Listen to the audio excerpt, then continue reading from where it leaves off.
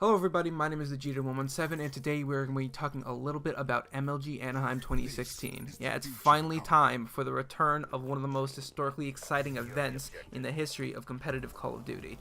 It's definitely known for being one of the most hype events, one of the most exciting events to watch, and it really should be a great show no matter what.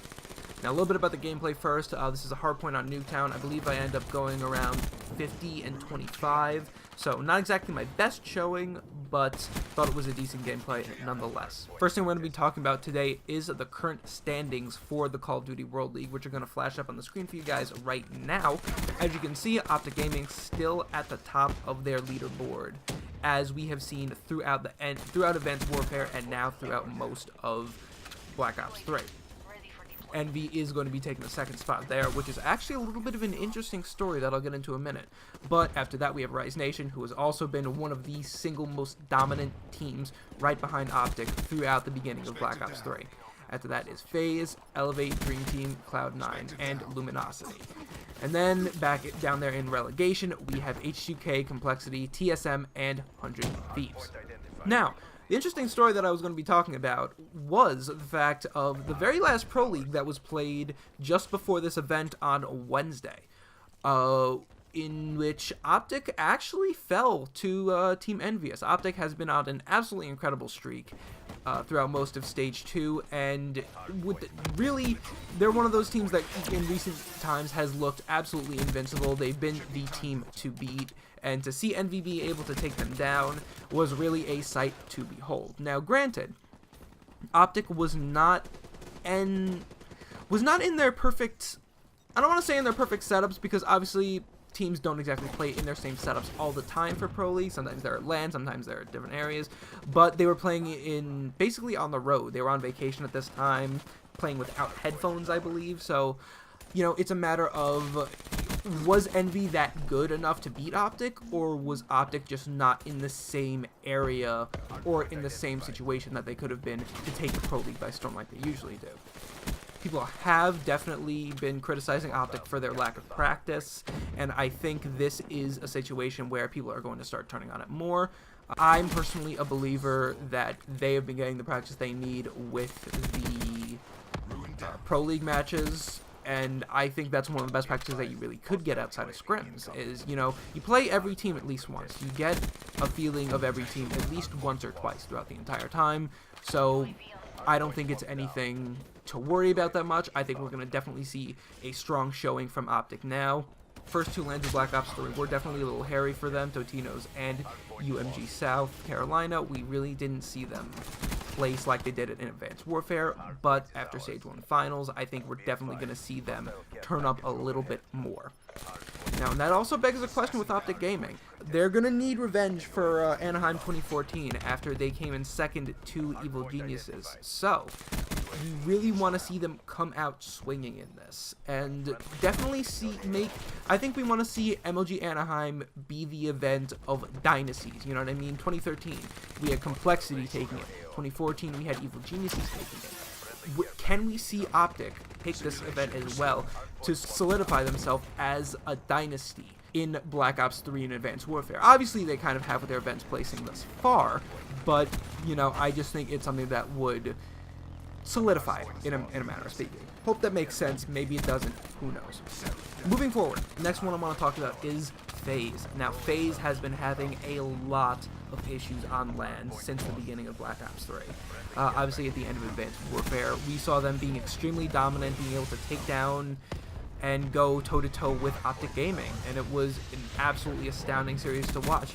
This rivalry is one as old as the history of Major League Gaming Call of Duty itself. I really want to see FaZe pull out all the stops in this next tournament and really see them solidify themselves as a dominant team that we haven't seen them really be throughout the entirety of Black Ops 3. And I think a lot of that is definitely going to lay with Clayster a little bit. Clayster's always been one to feed off the hype of the crowd, to be able to get his team hyped up, get the energy flowing, get it all moving throughout there. So I definitely want to see him being on main stage, yelling, screaming, even get into the heads of the other players. I'm not entirely sure what the setup is. I'm not sure if we're playing in booths or not.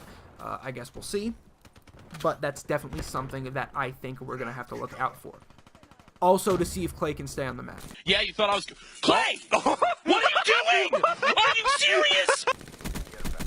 Clay, please. Clay, please stay on the map. Please. And the next thing we're going to talk about is... is 100 Thieves. Now, 100 Thieves, formerly known as King Poppy, definitely came out and shocked the world at Stage 1 relegation when we saw them take down Team Caliber in a pretty dominant fashion. You know, TK obviously not playing their best in Stage 1, and Stage 1 relegation, they had to play with Embos because Goonjar could not actually make it to the United States.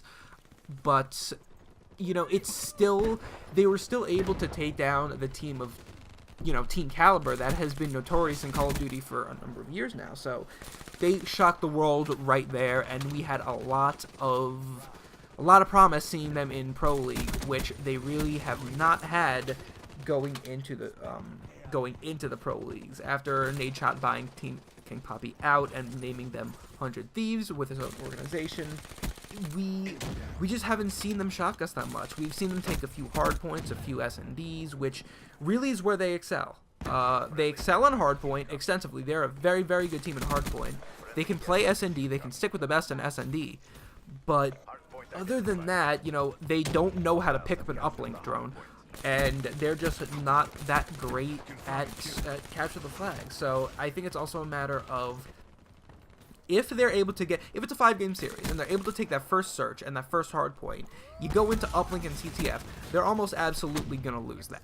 So going into that last search and destroy, you're getting into the heads of them now, and they might not be able to perform into that last search and destroy either. So they're playing with fire. They really are. And you got to wonder, you know, which 100 Thieves we're going to get. Are we going to get the one from Stage 1 relegation, or are we going to get the one that we've seen throughout the Pro League? I have a lot of hope for this team. You know, they're a very talented roster, especially now with the addition of Aches and Remy. Aches being a very, very good leader throughout his time in Call of Duty, and Remy just as a very, very talented player. I definitely think they can mold this 100 Thieves roster into something fantastic. And really, I think they could be able to shock the world at this LAN, because from my knowledge, I don't believe we've had a LAN since Stage 1 relegation. So this is definitely the time. This is the time for them to solidify themselves as LAN warriors. And, you know, they might not be that good in Pro League, but you put them in a room together and they could shred. So that's definitely what I'm hoping to see from them.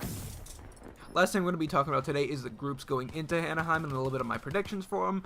Group A, we have Optic Gaming, Cloud9, and TSM. Group B, we have Rise, H2K, 100 Thieves.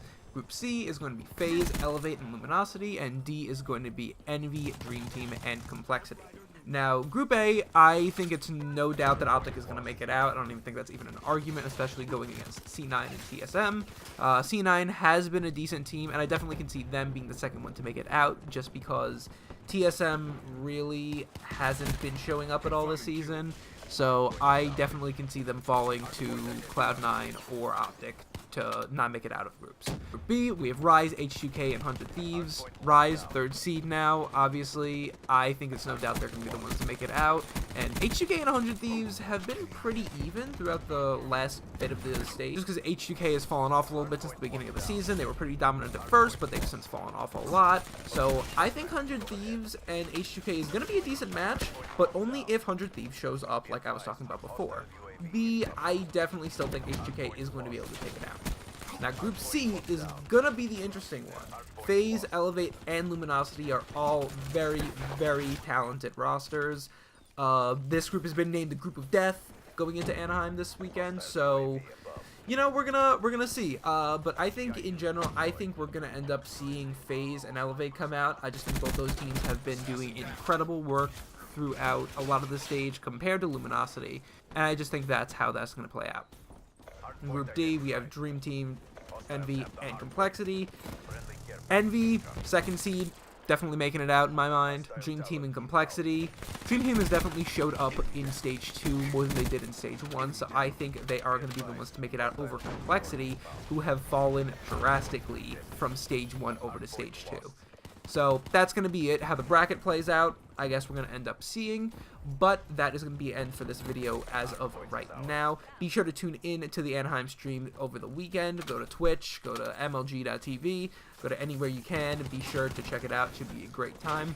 And be sure to follow me on Twitter. My Twitter is @thejeter117, and my Twitch is thejeter.